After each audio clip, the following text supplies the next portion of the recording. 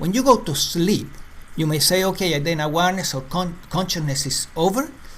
No, it's not. Now it looks at the dreams, the movies that we have in our dreams.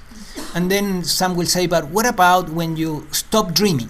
Yeah, there's a phase in the dream that is very deep where you have no dreaming. Well, awareness is there anyway. Why? Wake up a person, you will see that they wake up. If awareness was not there, you could shake them and they would not become ever aware of the shaking and they would not wake up. So awareness has somewhat removed itself from the body and its mechanisms, but it still is there and is capable of noticing the shaking and wake up and say, what's happening, right? So awareness is always there, 24/7, since the moment we were born till this moment, at this very moment here, awareness is always present. So in Buddhism, for example, we find this interesting concept. What comes and goes, or is, they use the word impermanent, whatever is impermanent, they say, is false. Whatever comes and goes is false. A thought comes and goes is false. A feeling comes and goes is false. A sensation comes and goes, so is false. But what is permanent, that has to be true. Well, if we look into our everyday experience, we see this. Awareness is permanent. So awareness is the real. And everything else comes and goes, and therefore is unreal. Yes, Vladimir. Speaking about the out-of-the-body experience. Speaking about the out-of-body experience, yes. So I know that some people reach this phase of this experience, very easy, and for some people it's very hard. Yeah, some people reach the experience very easily, and some people no. Yes. So this experience, it's an act of awareness. It's an act of awareness. Yeah, when you reach the out-of-body experience, so you have to be aware, and your consciousness should be present, when you do that, so why is that, why it's easier for some people, and it's actually, they saying that, it's everybody can reach that, everybody can through right. exercise, right. they can reach this, and just yes. question is, what's the function of the awareness, in this process, Okay. Yeah, so what is the function of awareness in facilitating the out-of-body experience, right? Well, I would say that having an out-of-body experience is a skill that can be developed, most likely, which is about attaining very, very deep relaxation in the body so that the astral body can separate itself from the physical. And then awareness stays in the astral body now and is kind of looking down or looking at the astral, although you are completely conscious at that moment, or there is conscious awareness. So, but I insist that this is a skill, and it may have nothing to do, in fact, with greater spiritual realization or greater liberation from the illusion of the I, because we may have an experience like that, come back to the body and still be completely into this fantasy that I am a separate being with a separate existence, I'm called Gian, and have no clue of or awakening into my true nature. So it's not dissolving your identity, right? No, it will not dissolve the identity. No, it will stay there, because the memory will be intact. The memory in the brain will be intact. The astral body will come back. The memory will keep functioning, and that's it. Everything will be exactly as before. So we are looking here for something that will create a very profound shift, and it's not a spiritual experience, and this is what confuses most seekers. It's an insight, but it's a powerful insight. The difference between an insight and an awakening is just in degrees. Is that an awakening is an insight, but it's of great significance. because you can have an insight into, for example, oh yes, I have this trait because I inherited from, and now I realize, yes, I inherited from my dad. My dad had this particular thing, and he brainwashed me into, and now I have this trait, this personality trait. So that could be a little insight, but here we're talking about an insight that is of a much greater significance. And another question, you mentioned about the psychedelic experience. Yes. Yeah, so I experienced this myself too. I was in South America. Yeah. You experience psychedelic experiences. Yes. With ayahuasca, okay? And so you're saying that basically, and you're right, actually it's very hard to integrate, what you... Yeah, it's very hard to integrate the experience, yes. You don't know, something happens, you feel relaxed, you feel great, and... Yes. You can feel some profound, changes sometimes, Yes. This is what other people experience, profound changes. Sometimes, yes, it can produce profound changes. But, so what you're saying that... And sometimes I have seen individuals, that went for an ayahuasca experience in South America, and they had been a year in anxiety, constant anxiety, very high anxiety. Basically, they were traumatized by the experience, and they came to me for doing psychotherapy to see if I could fix them or help them. Mm-hmm. So these experiences with ayahuasca, they can go one way or the other. Yes. So you're saying that since it's not, you cannot integrate, it's not done consciously actually. Yeah, it's very difficult to integrate. That's why I don't really recommend it. I don't think it's something wrong doing them at all.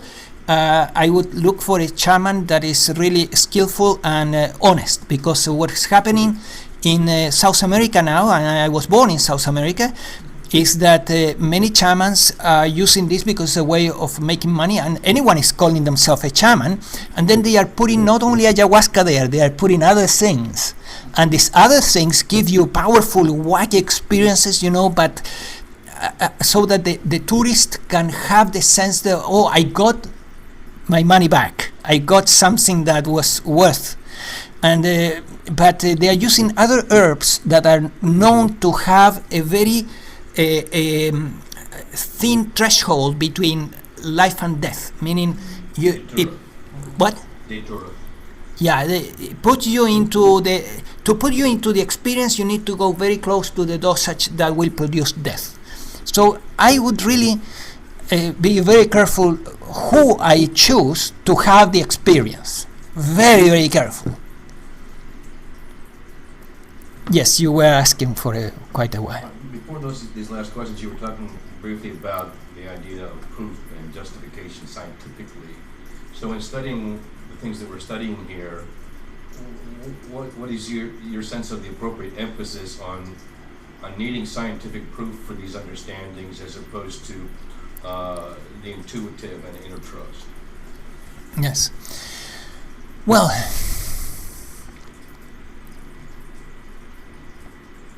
I think that science is beginning to play an interesting role in the psychology of consciousness, which is what we are talking about today. And in fact, many times I have thought of changing the name of the course from spiritual psychology to psychology of consciousness, because it would be more specific, more appropriate. But spiritual psychology, spirit and consciousness is the same. It's different words again for the same thing, right? Spirit, consciousness, awareness, the perceiving, the perceiver, perception. So, but going back to your question, I think that now science is beginning to use instruments to explore consciousness. And there are some documentaries in YouTube that I watched lately that I found quite interesting. Fortunately, I don't think I'm going to remember the name of them, but for what I have seen till now is they are way behind compared with using instruments. They are way behind compared with what you can do through studying your own experience. See, when you look into your own experience, you are becoming a scientist at that moment because you are observing. The key of science is observation. So it's a detached observation where you're trying to look into your own experience and find what is real and what is not real. And this is something that we all can do in our own laboratory. And I would say it's good science because what you will discover there is consistent with what I will discover here. We may have different ways of expressing the same thing, but eventually we will tend to agree. Because and everybody in this room and everyone online will eventually find the same truth if they really look into their own experience with complete dispassion. And for example, you can say the mind. You can say, well, what is the mind? Does it exist? Is the mind this container where all my thoughts, ideas, beliefs, and feelings are contained? Is the mind like a little engine that throws thoughts and feelings into my awareness so that I can look at them, like a projector that is throwing images? Well, if it is that the case, if the mind does exist, then I should be able to be aware of it. I should be able to close my eyes and find the mind. I should be able to detect the mind, because if it's not detectable by awareness, which is the subtlest instrument that exists in the universe, if it's not detectable by awareness whatsoever, I would conclude that the mind doesn't exist. Now let's do the experiment. Please, can you close your eyes and look inside for the mind? Just take a moment to look inside and find the mind.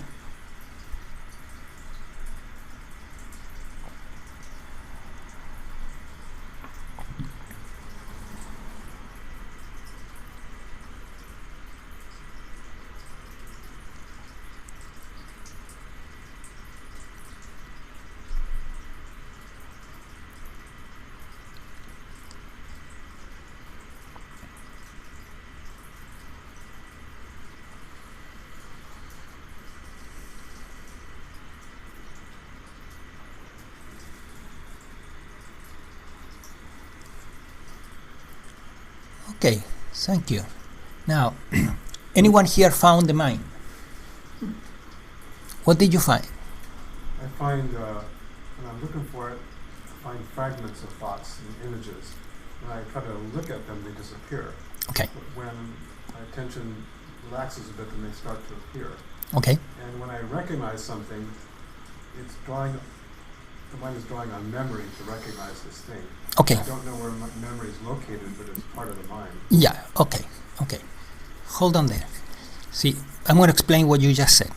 The gentleman here, he saw fragments of thoughts, and he realized that by looking at them, they were kind of disappearing, and then there were associations coming from the memory, new thoughts, because what is coming out, is beliefs and these associations are thoughts also. So basically what I would say, Roy, is that you perceived thoughts, right? Thoughts. And anyone else here perceived anything else besides thoughts? Sensations? Any one of you perceived sensations? Yes. Sensation. Images? You perceive images? Yes. Do you perceive any emotion, for example? No? Frustration, okay, that's an emotion, very good. So I can conclude that all of you were able to perceive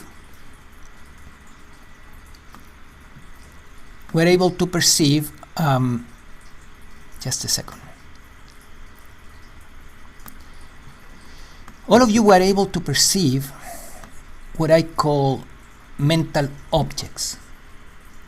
Mental objects are thoughts, emotions, sensations, desires, or drives. which includes desires, motivations, goals, and then you have beliefs, which are thoughts that really carry a lot of power, and that's it. These are mental objects, but they are the mind. When you try to find the mind in your own experience, you can't find it. So going back to your question, if you can use the scientific method in the sense of being completely objective at looking at your own experience and really observe what is real and what is just conditioning. The mind is a conditioning. We have been conditioned to think that we have a mind. We don't have a mind. That's not true.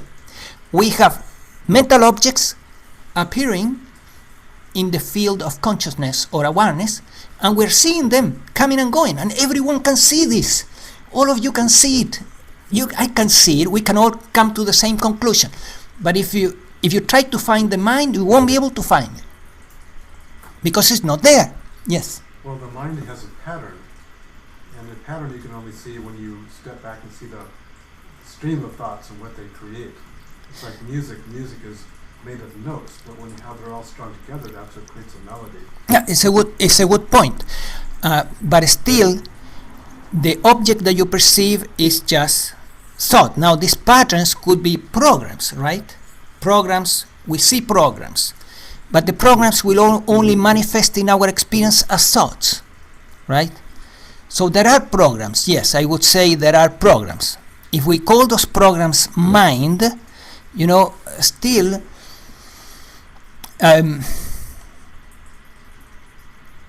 we would be defining mind as we would creating a particular word that is very big and fat to describe something that is simpler, which is we are program individuals. We have patterns, as you say, or we have been conditioned.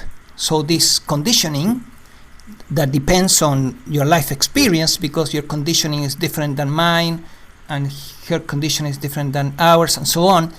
These programs are different for each one of us. So we could say that mind, defining them as mind, is also problematic in the sense that we would have to find this object called mind, but now it's different for each one of us because the programs are different. So I would choose the word programs, and I would say I would agree with you that there are patterns of programs But I can't see the program in the moment. that can be dissolved. In the moment, I can't see the program. I just see these fragments of thought.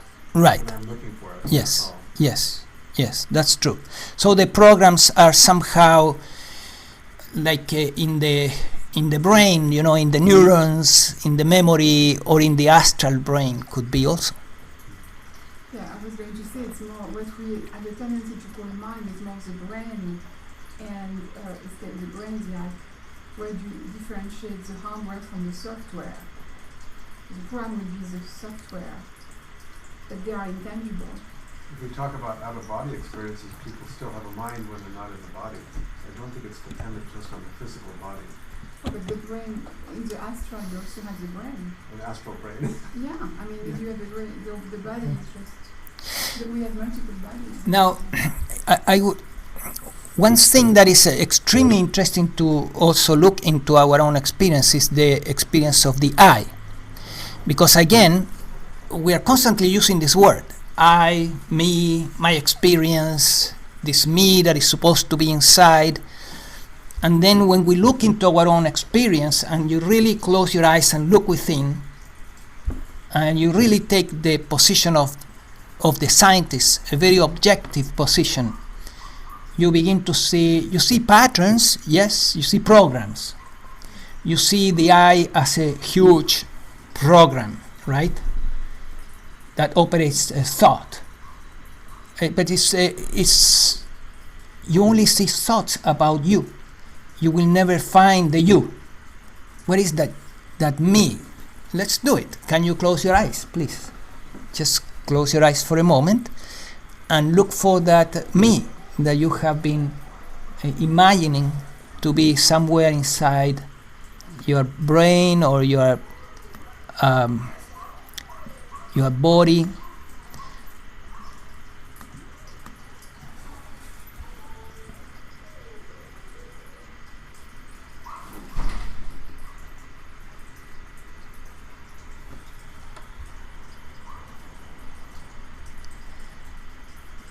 Those online, I'm very sorry to do not be addressing your good points that I'm reading now. Unfortunately, I have a lot of people already here, and so during the satsang at the end, the question and answer section, the last hour, we will I will give absolute preference to those online to ask questions.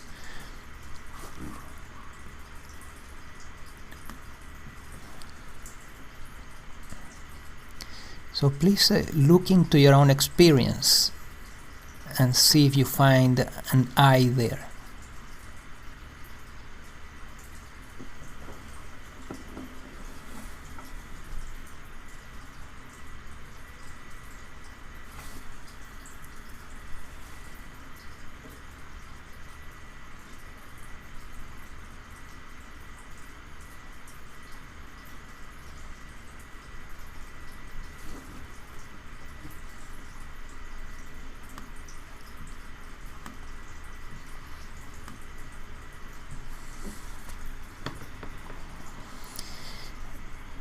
Those online, you're gonna miss me for a moment. I'm gonna make a little shift here to improve the quality of the transmission, to see if that helps those who are losing contact with the broadcasting.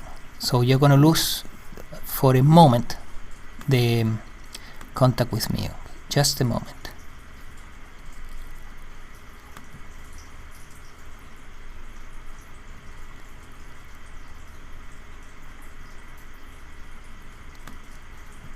Okay, looks like it was okay.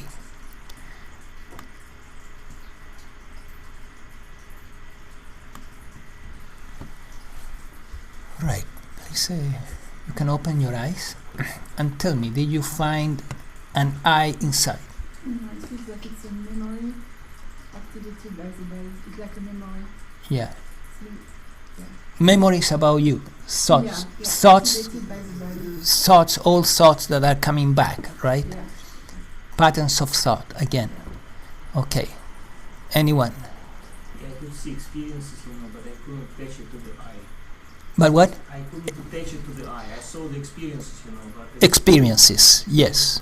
Experiences and from the past, right? Memories again. Memories again. But when we look into his eye, It's not attached to the eye. yeah. Okay. Roy? Yeah, Yes. I found the sense of I came and went.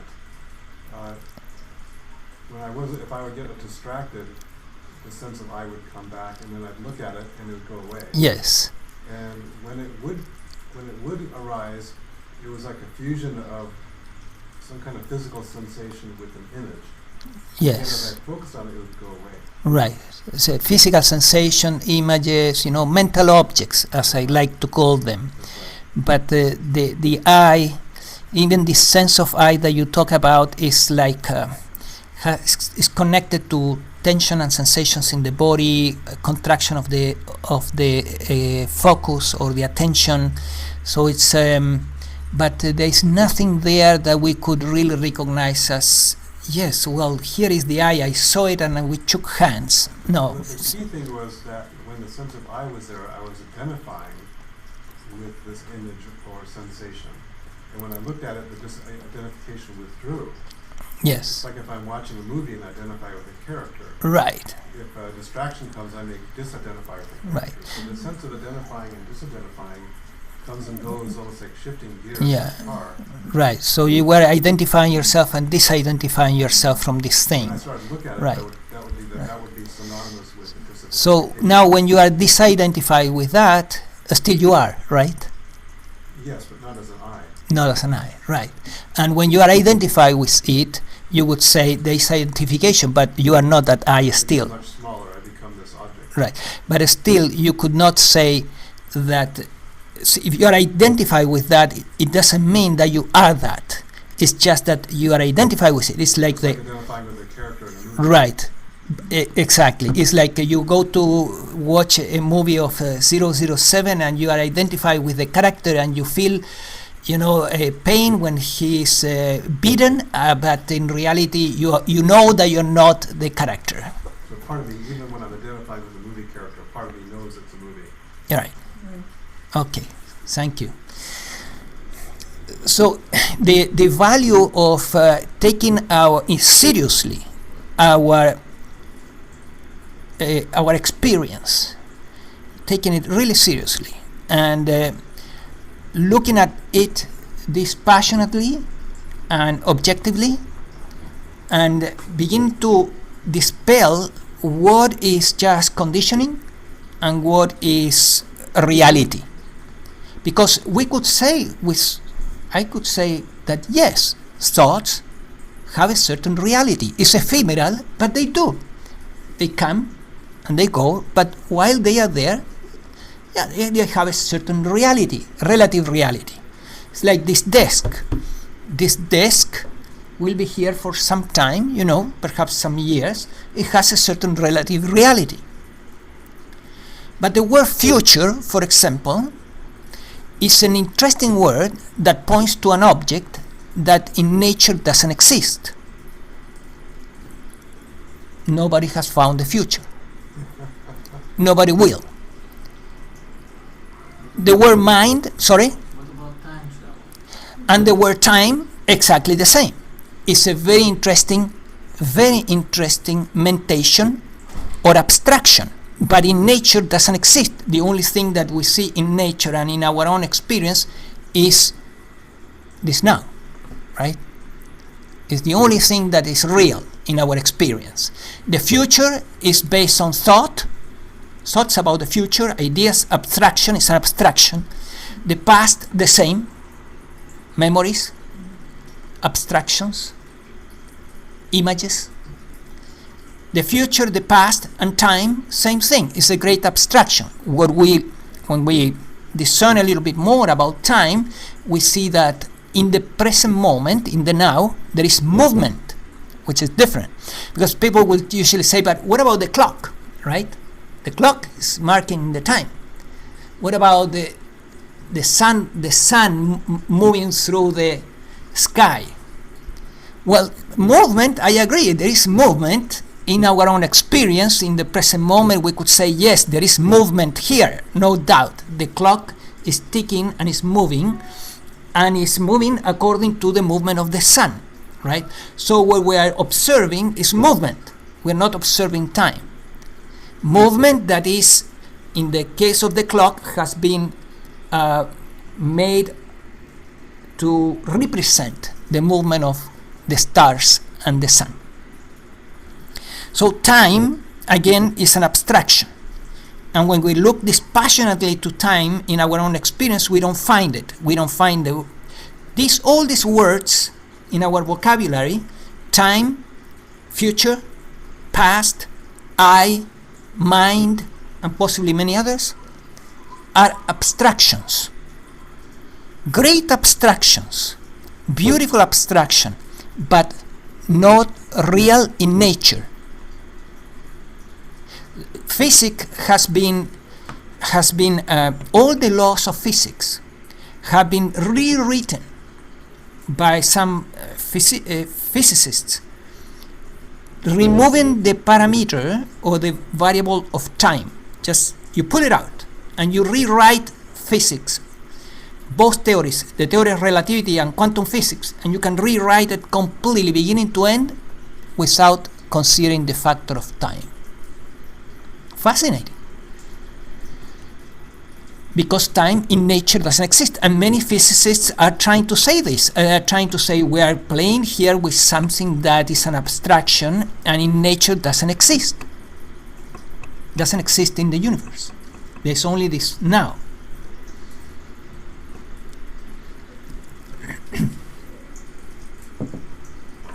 The The only thing that makes this difficult is our conditioning, because we have been conditioned to believe that there is a future, to believe that there is a past, and all these programs that we have, these patterns of thought that tend to come over and over and over.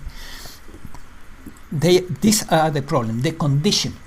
So the spiritual path is a process of deconstruction of the conditioning, and it's not a process of creating more mental constructions, because which is what happens today. You go to a church and they send you a package now to your home with all the information about what you need to believe, and a new program that is supposed to be healthier than the program that you have already in your head, which many times is not. So you get this more programming instead of deprogramming and coming back to something simpler and simpler and simpler and simpler, until you realize that what you're looking for is extremely simple, and it's just this. It's just this. The awareness that is perceiving through your eyes, that has no name, no mind, no past, no future, doesn't age. So it's extremely, extremely, extremely simple. That's why there was a sage that said, God is simple, everything else is complex. Yes. The thing is, when we embrace that, it kind of puts us in a state of detachment with life. I mean, that's my... You mind to repeat the questions? When we embrace that, yeah, it puts us in a state of detachment. If we embrace that truth, that we are just awareness, it can create detachment from life. Right. And what would be the problem with that? Well, but it's how to get engaged. Then the problem would be to get engaged with life. Right, making a living and so on. Okay, thank you. Yeah, because that leads to one of the points that I mentioned here in the outline, how awakening will impact your survival and the different aspects of life that are represented in the tree of life, right? In the tree of life, or the chakra system, we have in the root chakra, we have survival, right? And so how awakening, which is something that happens at this level, will impact the last center, will impact your search for making money and surviving. Well, I can only talk from my own experience in regard to this, and I would say that this identification with the I structure that happens in awakening, so that you become free of this belief, at least somewhat free from this belief of an I there. What brings about is that you begin to function more from consciousness instead of from the I. And then you are more detached also from the experiences that are coming to your life. You have greater detachment. And I would say that these aspects of life, survival, enjoyment of the senses in the second center, personality, and creating a personality that is likable in our eyes and hopefully to others in the third center, relationships in the fourth one, and expression of creativity and vocation in the fifth one. All this, once awakening begins to settle, every aspect improves. All of these things improve. There's no decrease in effectiveness. There could be perhaps a decrease in interest in some things. But if there is a decrease in interest, not necessarily will have to be a decrease in attention, because you can still work from a different a different level. Like, for example, if it comes to survival, your interest of surviving as a physical entity may decrease, but you are putting attention to your business may increase, because now you're not doing it just for yourself, but you're doing it for a higher self, right? Because we are all interdependent. In the second center, which has to do with the sensory experience, you may experience a certain liberation from compulsions, because the pleasure of the senses have value and give us, in the day-to-day experience, they give us something that has value, has its place, whether it is to enjoy a great meal, or to enjoy a coffee, or to enjoy a glass of wine. These things kind of enhance and beautify life. But the compulsive element tends to decrease. So we are more free to enjoy the sensory experience, but without addiction. In the third center of consciousness, we become less interested in defending our I, and in functioning from our I, in becoming famous as an I. All these things, they tend to decrease. However, you still take care of your personality and your persona. The word persona means mask in Greek, right? So a mask is not you. You are the awareness that is looking through the mask. But you can take care of the mask. So you take care of the persona, and in fact, awareness is pretty good at doing this. It's better than functioning from the I when it comes to take care of the persona. Because in a way, the persona is its creation. The persona is a creation of the divine, a creation of awareness or consciousness. So each one of the personas that we see in this room are a creation, or have been called a child of God, right? A creation from that, from the divine. Well, a consciousness, if you're operating from consciousness, consciousness loves these instruments. It creates them. They are its creation. So taking care of the body and the mind and the persona, and even enhance it and make it more functional, more likable, and so on, it's something that awareness does much better than the ego. When it comes to relationships, the same thing. The Buddhists, they say, every sentient being is empty, right? Beautiful idea. Every sentient being is empty. Empty of what? Empty of separate existence. So when we relate from emptiness to emptiness, it's very easy to relate. When we relate from ego to ego, it's very difficult to relate.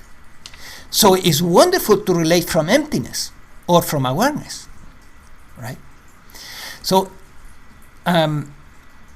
what I would say is that every aspect of life can improve with awakening. Every aspect of life can be enhanced.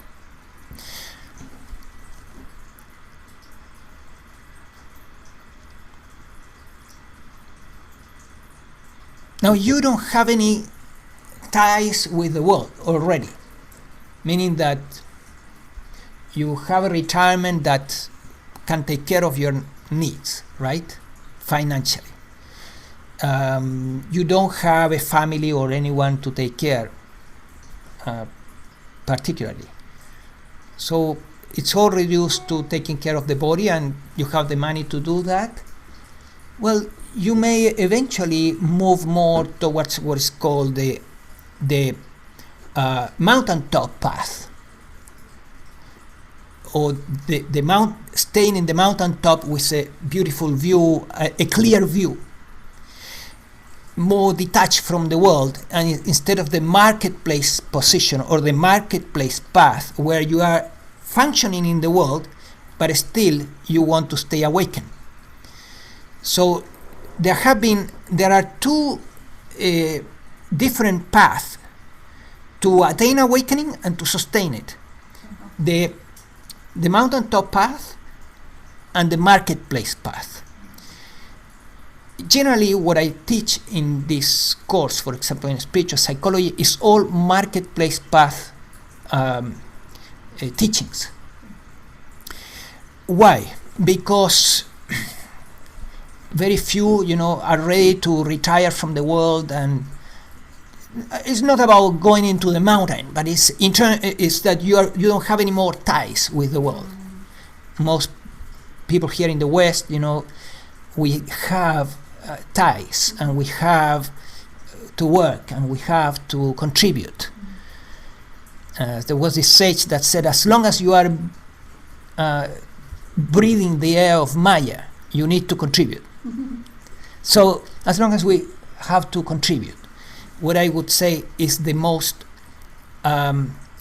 effective and efficient path is definitely the marketplace path. If you try to apply the mountaintop path, which is kind of the monastic path, living in the world, good luck. You're gonna get disappointed. As I was disappointed when I was young and I tried to do those type of things, because you're very idealistic, and you want to abandon the world, so to speak, and it doesn't work. How are we doing time-wise here? It's 9 o'clock. Okay, we have more time. Any questions? Where does cosmic consciousness or oneness experience fit in with your resting in awareness? Okay. See, the experience of oneness can be experienced in the here and now, in the human experience. You don't need a cosmic experience to have oneness. The reason is that when we look at an object, if I look at this glass, the reason I am separated from the object is not because I am separated from the object. It's because I give it a name, and I give myself a name. So now we have a name, another name, and a distance, which is another name, the distance between these two. So now separation comes from the word distance, the name of this object, and the name of the object here, or subject here. If you suspend for a moment, language or names, you cannot see separation. Separation is only mental based. Separation comes from language. The only way that you can create separation is by giving things names. The minute you look at things without names, you see oneness. What's the relation between that and the stepping back from the resting in awareness? How does that fit in? Right. I would say that these are two different approaches to find what you really are. Because in the stepping back and recognizing yourself as consciousness, still you could say that you have finally collapsed the perceiver and the perceiving into one, but still there is the object that you're looking at, and still there is separation. But you have recognized yourself as awareness. Great step forward, right? But the next step is when you remove the language completely, which requires greater deconstruction. And when you remove it completely, then you cannot talk about something being perceived and a perceiving. So at that moment, you just see this. And it has no name even.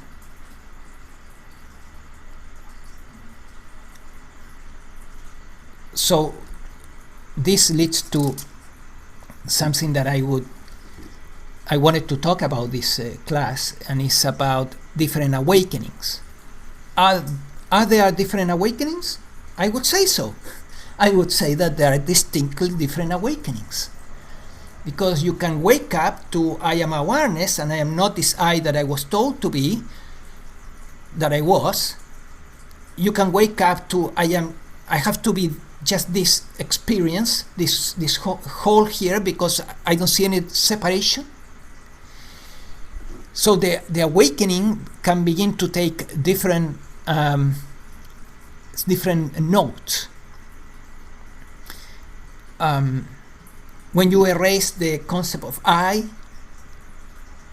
and then you begin to notice the spaciousness to come, this emptiness, you conclude that you are the emptiness.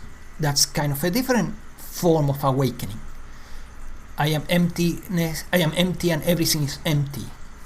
So we begin to see that this word that has been used, awakening, to describe like a diamond that we all need to catch it.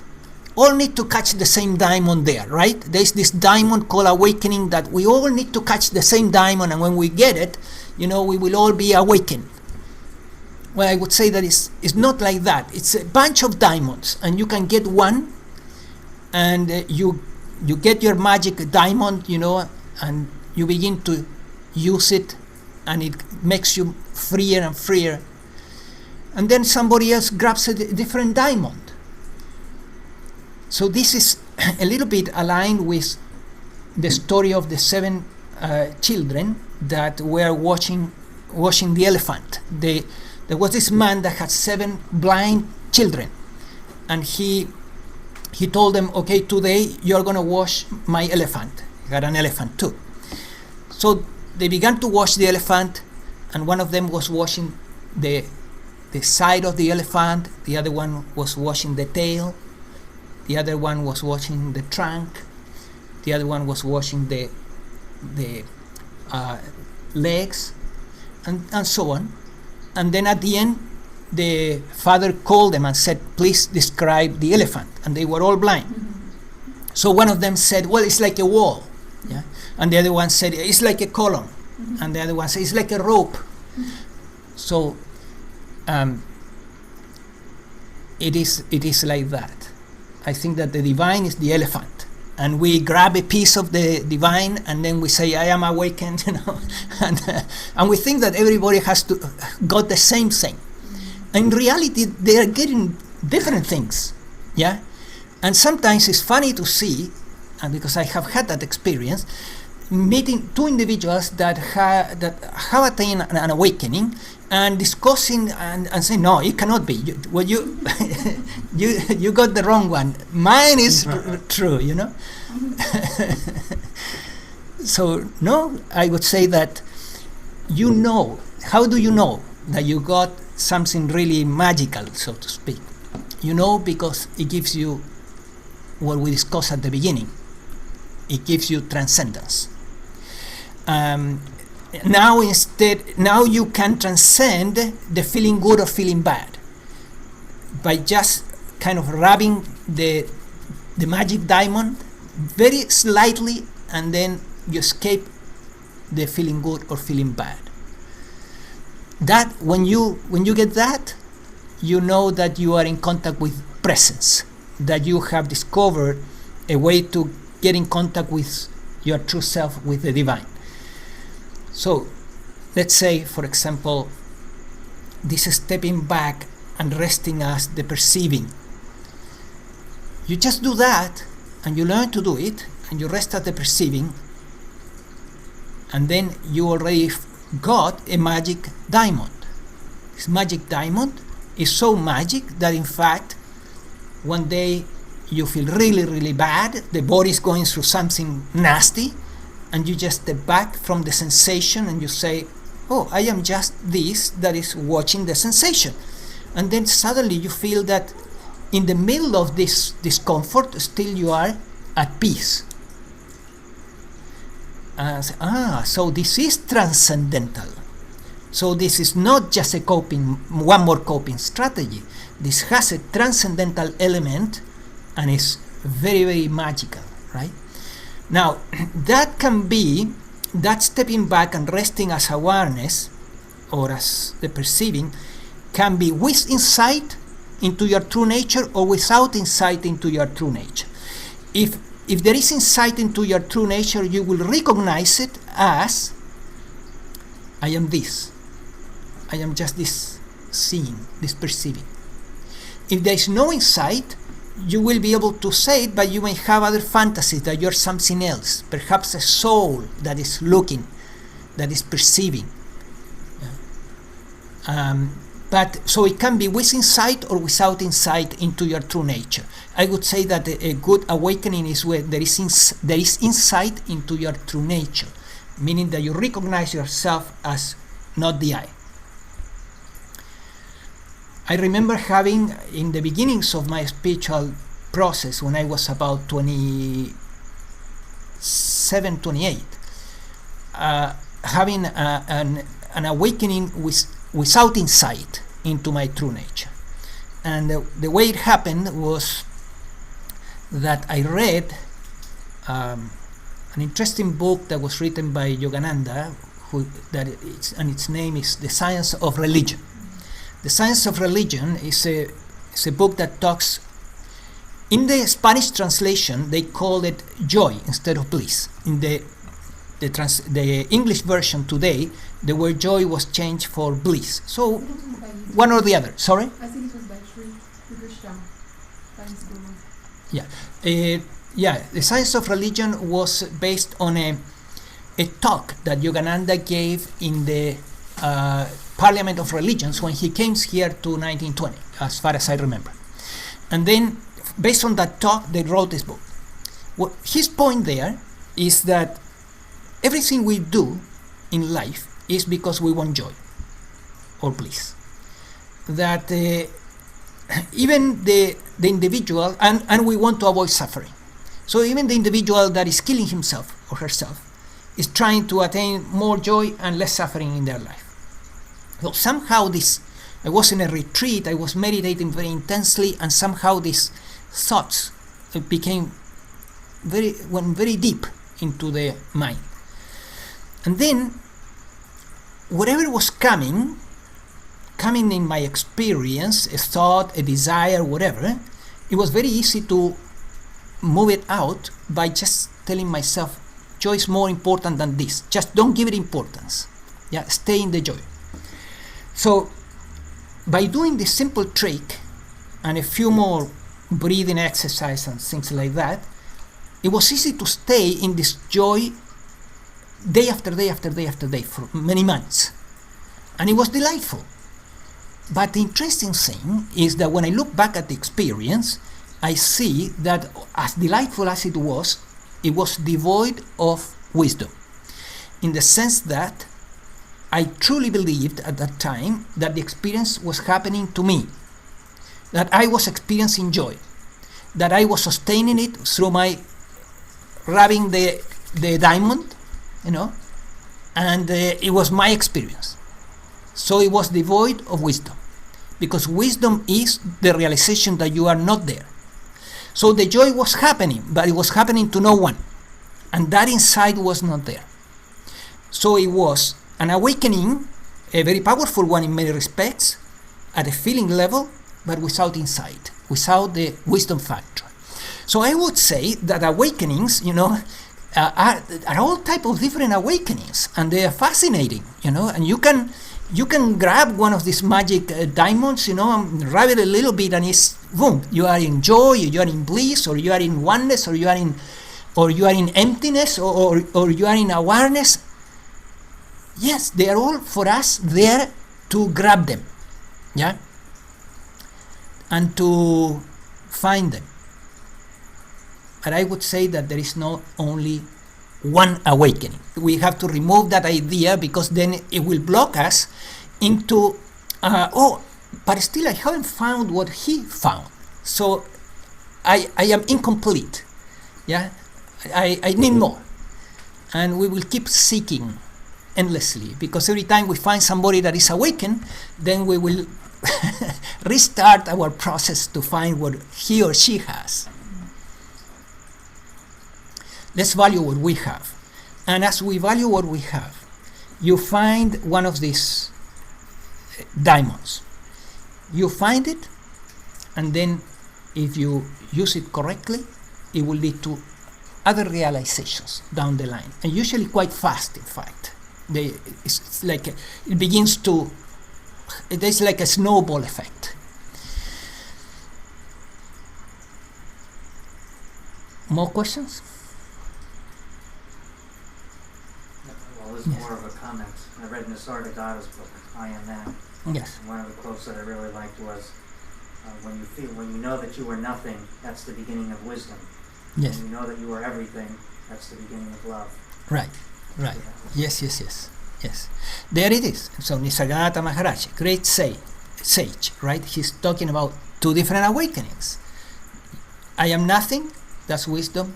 I am everything, that's love. Yeah. Okay.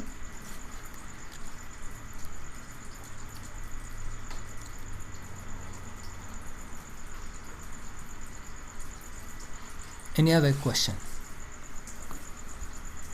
Let's go online. How do you think awareness and unconditional love? Sorry? Awareness and unconditional love. Awareness and unconditional love. Well, I would say that unconditional love comes and springs from consciousness, is part of consciousness, is not something separated from consciousness. But in the oneness, you see, unconditional love is very easy because you don't see separations between anything, objects or beings. So it's I would say that love begins when you begin to realize that you are not a separate I. Sure. One way to see this is when we look at a tree. The tree comes from a seed. From the seed, it grows upward, and then years later we see this tree with branches and leaves. And when we look at the tree that came from just one seed, we don't have the idea that the leaf is separated from the tree. We look at the leaf and it's obvious to us that it's part of the tree. The universe also, and all processes in life, in fact, come the same way, from a seed. Like the human body starts from a seed, right? The ovula and the sperm, they meet, they form the zygotus, and from one cell, one seed, you have the human body. So in nature, we don't have assembly lines. A car doesn't start from a seed. We assemble the car, right? But in nature, things come from a seed. So the universe seems to have come also from a seed, and then the Big Bang, and the universe is expanding. Same as the tree that started from a seed and began to expand, and now we see the leaves and the branches and all the details of the tree, but we never think that the leaf is separated for a moment from the tree. So here is happening the same. Your body is totally connected to the universe. Yeah, you're breathing air, which is part of the universe, otherwise you would not live for more than 4 minutes.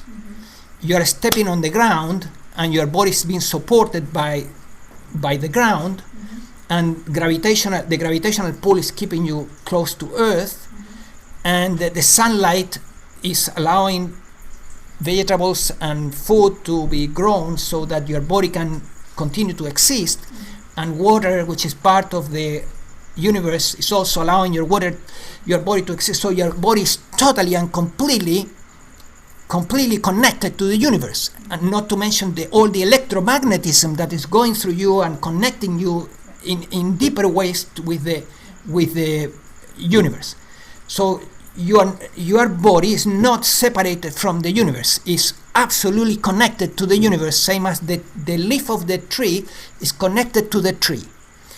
So, but we have this fantasy of imagining that you are something separated from the universe, and here is something else separated from the universe. Both ideas are no more than ideas. In reality, nothing is separated from the universe. The universe, same as the tree, is one thing that is expanding in a particular way. And everything that is happening here is automatic, it's happening automatically. So let me look here a little bit into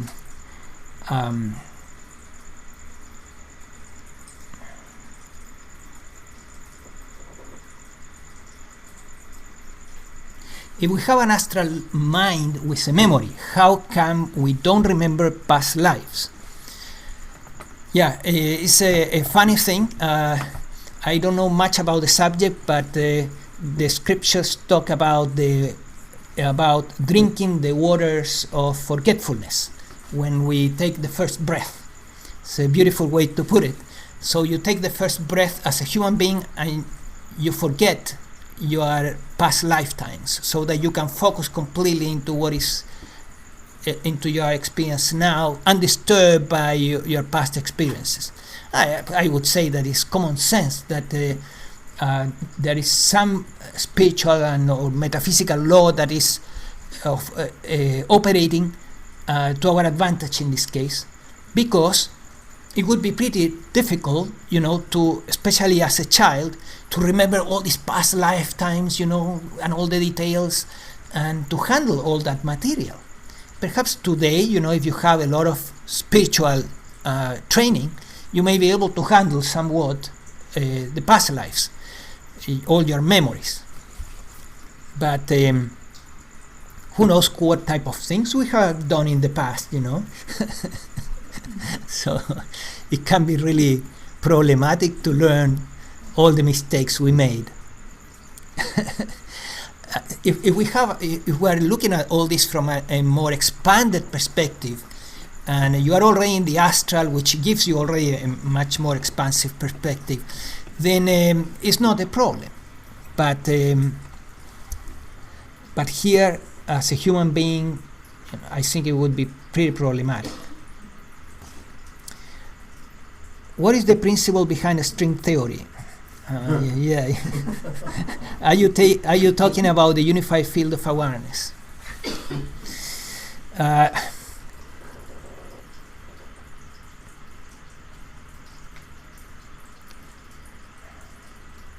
The basic principle of string theory, as far as I know, is that that everything is made of these little strings, and I imagine that how they interconnect, or how many you have, you create different particles, and from the particles you create matter.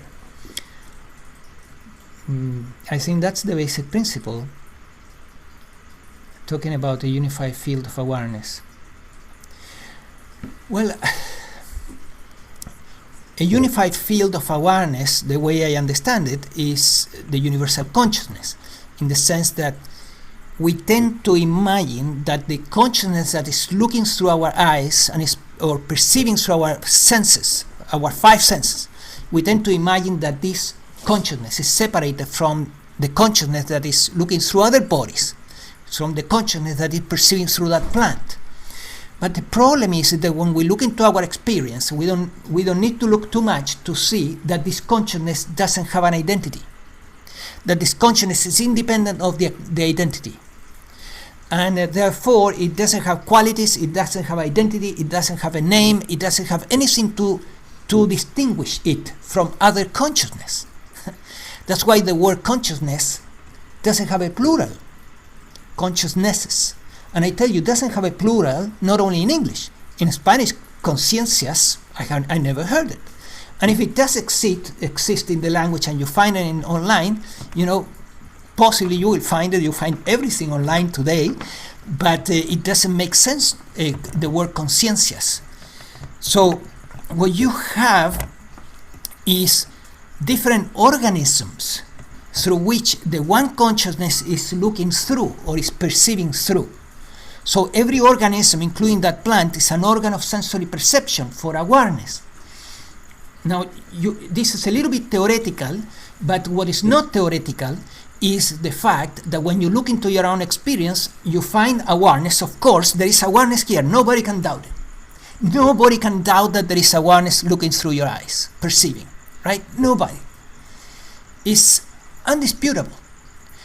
Okay, you found awareness in your experience, and now if you try to find a way to separate it from the rest, giving it a name or something like that, you realize that it doesn't make any sense. That awareness, in fact, doesn't have qualities, is non-dual, it's entirely non-dual.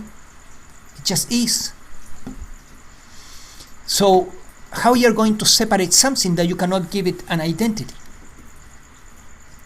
Then you begin to see that in reality it has to be that this awareness that is perceiving here has to be the same awareness that is perceiving through all of you.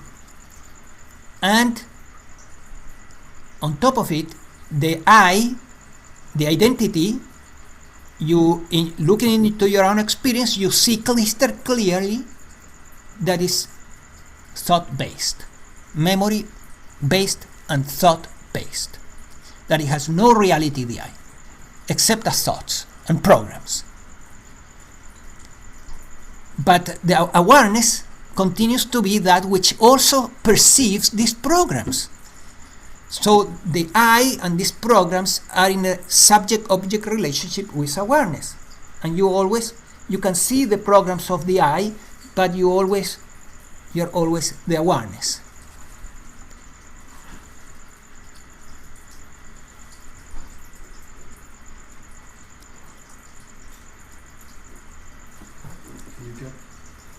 Can you get to a point where awareness does not recognize objects as being objects, and where you feel no separation from anything you perceive, so there's no duality right. anymore? Yes, but there has to be a very deep silence, so that the mind will stop naming things. So you can have a glimpse of this, you can have a glimpse of this, or many glimpses, but in order to sustain it, there has to be this kind of silence. The mind is what creates separation. Because the mind continues to create separation, yes. It creates labels and images right. and memory and Right. And you need the labels and objects to function in the world, at least to some extent. But you don't want to buy into it. Yes, you don't exactly. You begin to do not buy into them. That is, once these glimpses begin to help you to realize that they are just conventions, that they don't exist in nature. That the sofa and the carpet and the computer and the human being, these things are being seen as separate due to the language, but in nature, unless you create language, you cannot divide them. So in nature, there is just the universe. It's just like the tree. You look at the tree, and when you look at the tree, because you have words, leaf, branch, flower, then you can divide. But if you had none of these words, just picture it for a moment. You look at the tree, and you just see a tree. Because you don't have words yet for leaf or branches or anything like that. So if we had no language, we would look at the universe and we would just see this. Then everything The is universe. just experience. Hmm? Then after that, everything is just experience.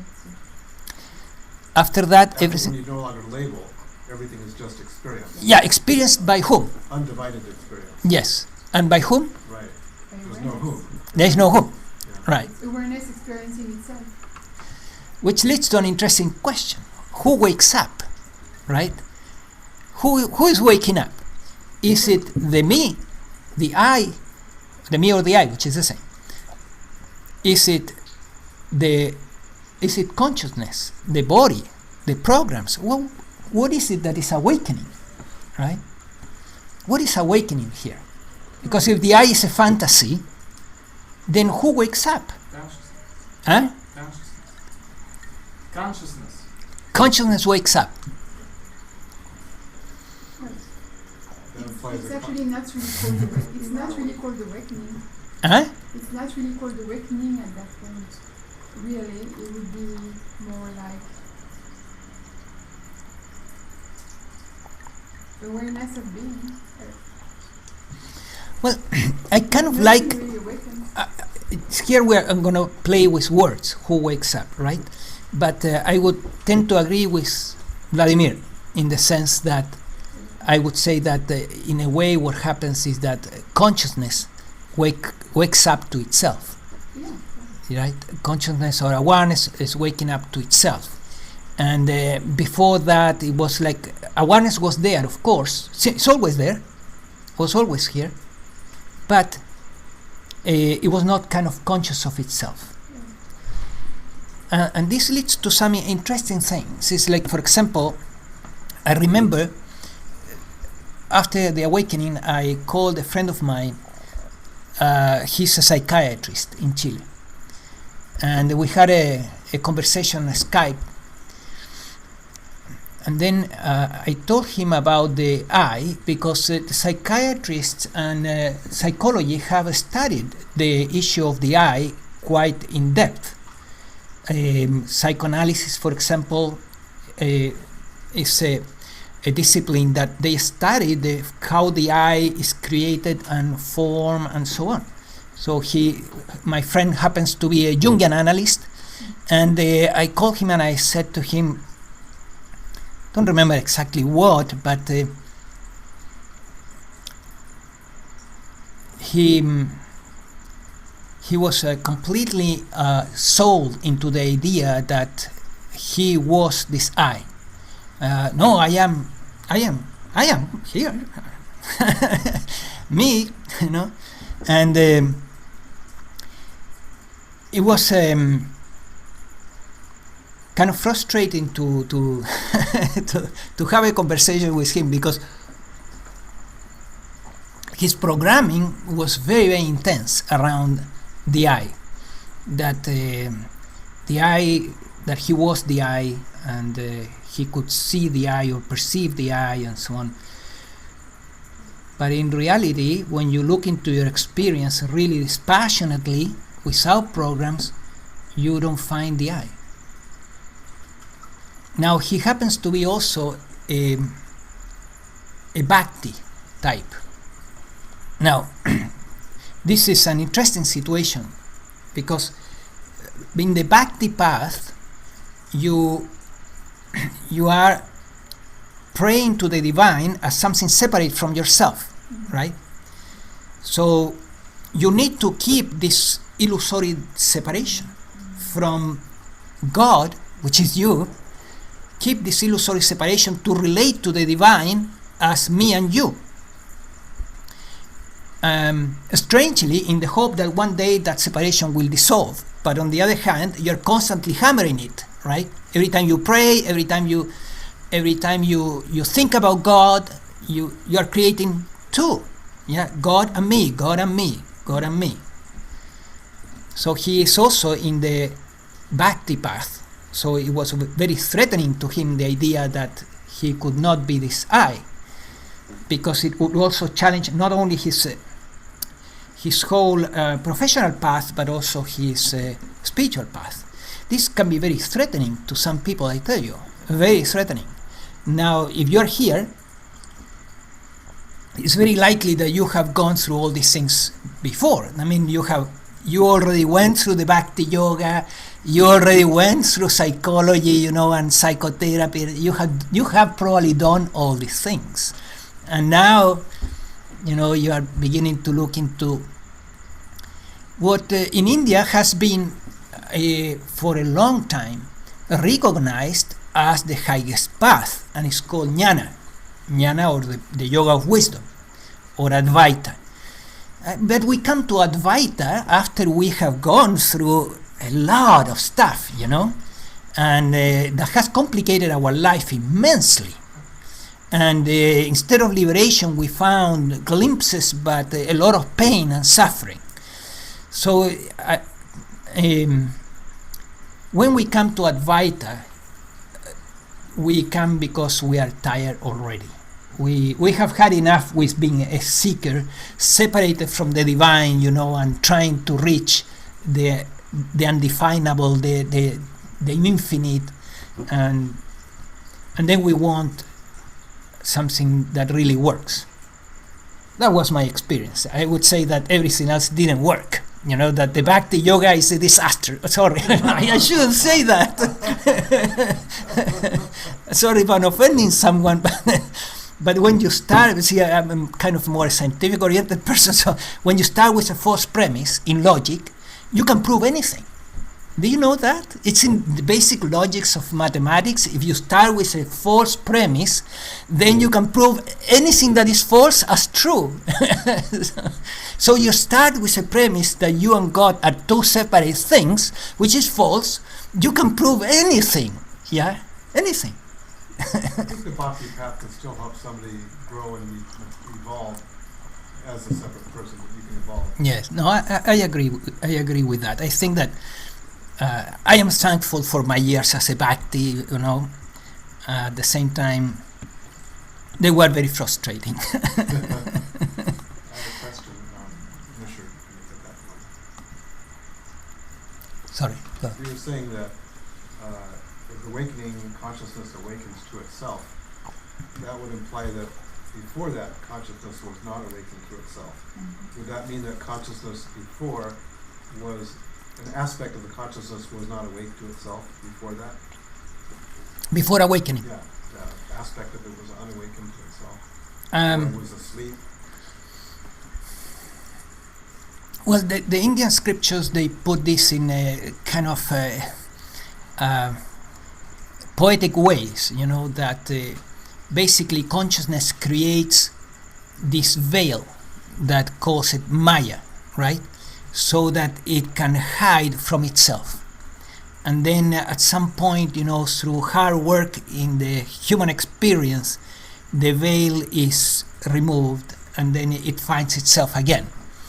So these are poetic ways to describe this. But one thing is kind of common sense, and is that obviously it's not the I that awakens here, because the I doesn't exist really as a separate entity or as a conscious entity. It exists only as programs and thoughts and ideas about me. It's not really conscious. It's not conscious. There is no consciousness in the I. It's just a structure or something. Yes. There's no consciousness there. See, so the consciousness at some point kind of doesn't look back to itself, but it becomes aware of itself. And it's a very important moment in life, whether it creates big mental shifts or not.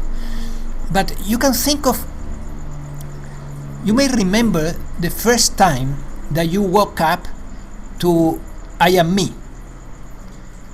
Anyone remembers here? Some moment in the past where you became self-conscious, self with little s. Like when you're 1 or 2 years old or something. Yeah, at some point, early in life or a little bit late, depends on the person. Nobody remembers? Well, I would say that sometimes this comes pretty late in life, in a way. It's like you become differentiated from others. Because we live in our family of origin somewhat fused with our family of origin. There's not a clear sense of me, because there is like a fusion with our parents and siblings and extended family. So at some point we become completely aware that, this is me, and the others are others. Yeah, and I am going to go for my goals. You become grounded in yourself. I'm going to go for my goals, and who cares what my parents think that I should do in life, and who cares what society wants from me. I am following my goals. I'm going to live an authentic life. That in itself, that moment, you may remember it or not. It doesn't happen that early in life. It happens in your 20s usually, or later sometimes. That moment is kind of an awakening also. Yeah, it's an awakening to your own persona. And it's a very important moment in our lives, in our development. And if you want to look at this in an interesting format, I would suggest that you look, for example, into this reality show called The Biggest Loser. Have you seen this? No? The Biggest Loser is a very interesting reality show for anyone interested in psychology. And these contestants come to a campground where they are, and they all come with serious obesity problems, but serious. Some of them weigh 400 pounds, 500 pounds, and some of them are very young people. 300 pounds, 200 pounds, 500 pounds. And then the trainers begin to train them. They are confined, they cannot leave the place, and begin to get training in nutrition and physical exercise, exhaustive physical exercise. And they begin to lose weight, not a small amount, 20, 30, 40 pounds in 1 week.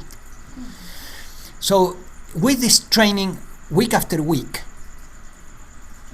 what happens at the physical level is obvious. I mean, you see them in a period of 2 months just dissolving, it's incredible. They become athletes in the process. They were barely able to move themselves at the beginning. But my interest in watching the show has been more in the psychological. What happens to these people psychologically is really something. It's really amazing. You see at the beginning serious depressions, anxiety disorders, and physically diabetes, cardiovascular disease, and at the end, of 2-3 months, the diabetes is gone, the cardiovascular system is clean, but also at the mental level, there is a total shift. And one of the things that you observe there is these contestants that they will tell their trainers, not one but many, I have heard them saying this: I'm finding myself finally. I am discovering who am I. And I know that they are not talking about non-duality, they are not talking about awareness, they are not talking about the real self, but they are talking about their real persona that was covered completely behind this negative self-image, negative self-esteem, negative self-concept, lack of self-respect. And behind all that crust that was coming from their obesity, a more authentic self, more likable self begins to show and come forward. And still, it's totally based on the illusion of the persona. But I would say that what this individual experience there is a shift of great caliber towards a greater level of functioning, and still submerged in the illusion of a me or an I, very much so. You see it there, the way they talk, the way they move, the way they operate, but still a much healthier way to function. So in that respect, it's an awakening also. Now, if you were to look at the tree of life, you could say, where is that awakening happening? It's happening in the solar plexus. It's happening in the third center. We can experience awakenings in each one of the centers. Each one of them can wake up, and each one of them has a gift to offer us. So in the course in spiritual psychology, I start with the awakening here. But then we begin to move through each one of the chakras and analyzing what is disrupting each one of these centers, so that you can begin to awaken the whole tree of life. And that is what I love about the marketplace path compared with the monastic path or the mountaintop path. Why? Because when you take the vows of renunciation in the monastic path, what you do is basically that you cut yourself at this level. You take the vow of obedience, you renounce to your creativity because now you have to do what your supervisor tells you, right?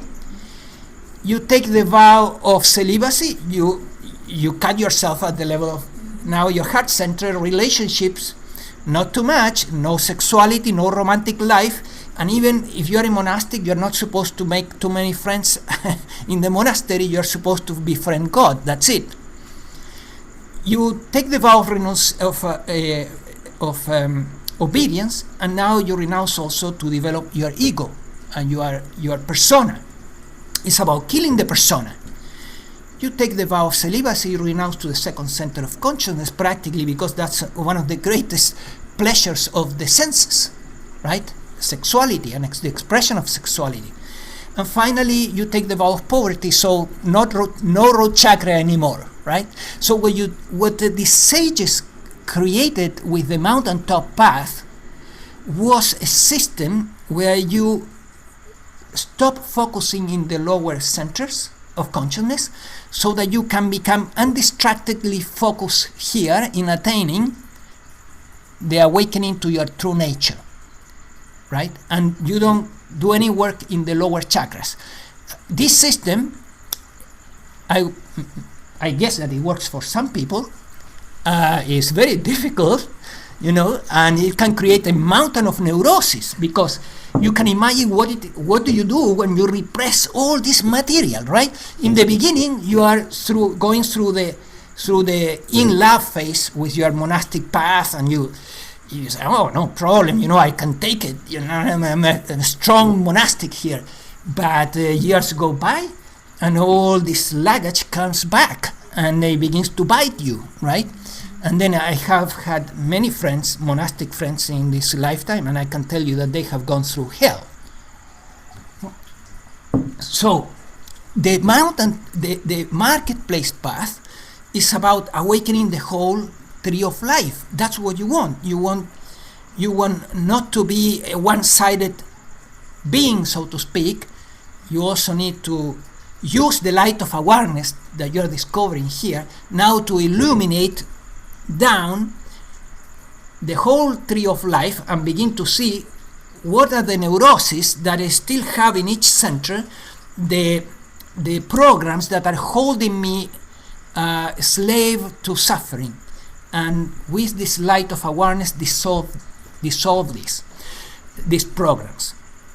That this process has been called in non-duality embodiment, and is very well described in the story of this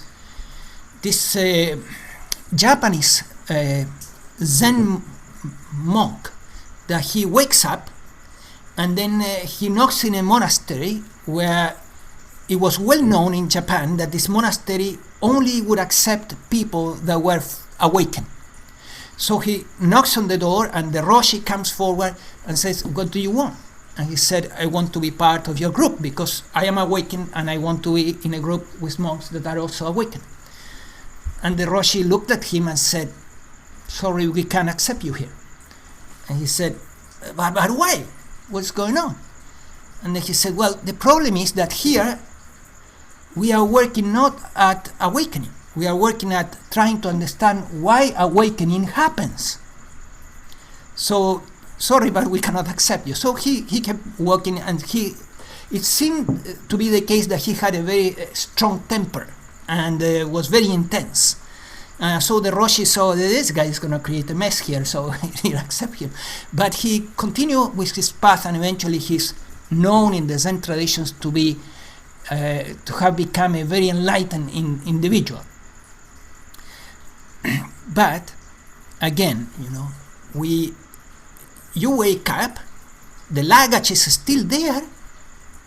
This program that we have, this neurosis that we have developed around each one of the games of life, survival, sensory pleasures, ego, relationships, and creativity and vocation, the issues that we have in each one of these games of consciousness are intact. Now you deal with them, right? But the difference is that instead of dealing with this material from the ego, as we were doing before, going to psychotherapy and doing introspection, now you begin to deal with this from awareness. You begin to look at all this material with much more detachment, and awareness gives you direct contact with intuition. Intuition is an intimation that comes to you as a thought or a feeling. And that intimation comes from consciousness. So having intuitive thoughts and intuitive feelings is a great thing in life because they carry tremendous truth. So we can have powerful insights into all these programs if we are awakened, meaning aligned with consciousness. So it's a great advantage to first awaken first, and then we can work in all this material, and it's much easier. I wouldn't say painless, completely painless, no, but much more. We feel much more free to work in this material, and the process is less painful because we realize that this material is not me anymore. I don't know if you have gone to a psychotherapist, but then you have to think twice or 3 times or 4 times, will I disclose this, I don't know, I feel so ashamed because I went through this, and I'm sure that nobody has had this problem, and what this guy is going to think of me, right? But when, after awakening, you look at this material and you don't think it's you. So it's much easier even to disclose it to someone else. So you're implying Yes. we have to get awakened first before we can go through these chakras and awaken those? The way I see it is, yes, it's much more effective to produce the awakening and then begin to work in the material than you can work in the material from the ego perspective. Yes, of course, otherwise psychotherapy, wouldn't exist. But and possibly before the awakening, we will have to attain from the ego state a certain amount of freedom. And then awakening happens. But when it happens, then you illuminate again the tree of life below, and you begin to work in all this material much faster, much more effectively. It's less painful, but there is work to do. That means in this class you first have to have your awakening before you can do all this. Well, this is the reason why I start with 2 classes, in fact, that we spend 3 hours and 3 hours going through a specific protocols to trigger the awakening. And then we begin to work into these centers. Now I can tell you one thing, it's practically impossible to go through those 6 hours of training and even through this class without the eye releasing at least a little bit of the grip, a little bit of the identification will be gone just coming here today. It's impossible. The eye has just so much power to deceive us. When you look dispassionately into your own experience, you begin to see it. And it's not that difficult. I don't think, quite honestly, that this is so difficult. I don't see The it. light automatically chases shadows away. Yes, the light of awareness is what will dispel the shadows. Because becoming aware of something, a program that is ineffective, that is harmful, is just a powerful step. You are illuminating, awareness is the light that heals, and is illuminating this dark area of the psyche. It sounds like this embodiment process you're talking about, it sounds a bit like Maslow, what he talks about self-actualization. Yes, but I think that Maslow was talking about self-actualization. He was in self-actualization, he was also including all the work that we do in the ego state to make ourselves more self-actualized, meaning all the work, the healing work that we do in psychotherapy, that we do in counseling, that we do by reading books, by attending workshops and classes, and even participating, in the spiritual groups, or learning the teachings of some guru. All this work that we do is work that leads to self-actualization. So I think that Maslow included there the whole But you're going up Same. first, and then you're going down to self-actualization. Yeah, but in the embodiment part, the embodiment is specific in the sense that there is this insight, this powerful insight. Now I understand what I am. Now I know what I am, and now you begin to work down below.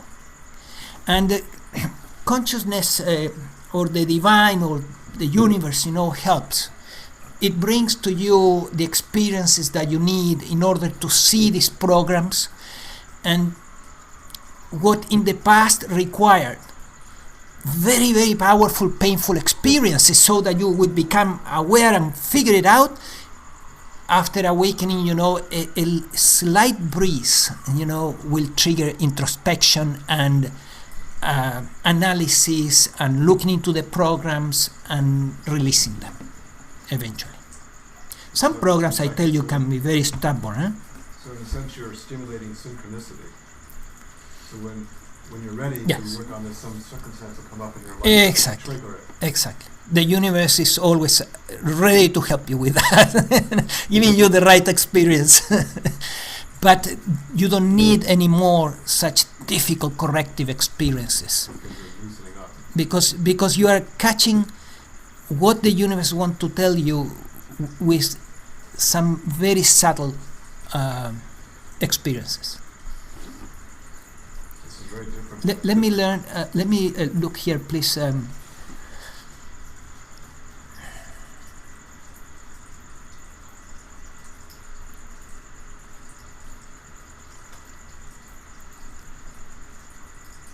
Why would consciousness hide from itself? I like this question.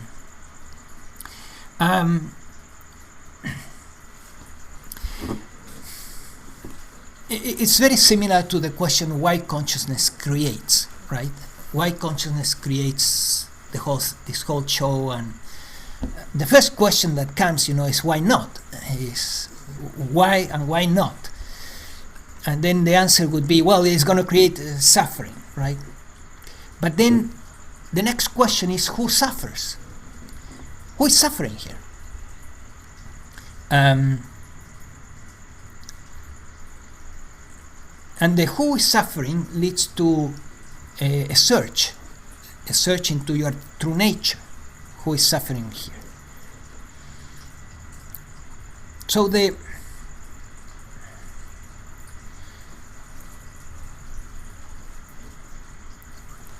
after awakening, the games of life become more games.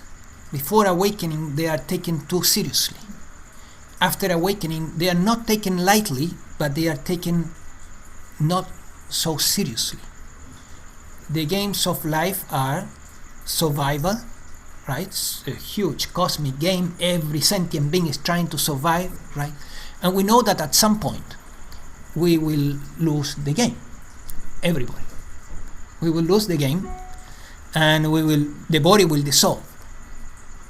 So now, when you realize that you are awareness only and that you are constant, you know that you can move into awareness and the body will disintegrate and everything will be okay. That there could be some suffering or some pain. Usually there is, even for awakened individuals, but it will not be the terrifying experience that usually is in the ego state. That is a terrifying experience. Most likely won't. So you begin to the grip of these games begin to lose, and the more the awakening consolidates, the more likely is that you will see everything as a game and as a dream, and you will really enjoy the show immensely. So I would say that for the beings that are not enlightened, these games, the creation is puzzling and painful. But most likely, most beings in the universe are enlightened, and they are having a great time in creation. So it's very likely that consciousness is having a great time here. that this is a great game for consciousness. That is our perception as human beings, with attachments and likes and dislikes and so on, that are creating this question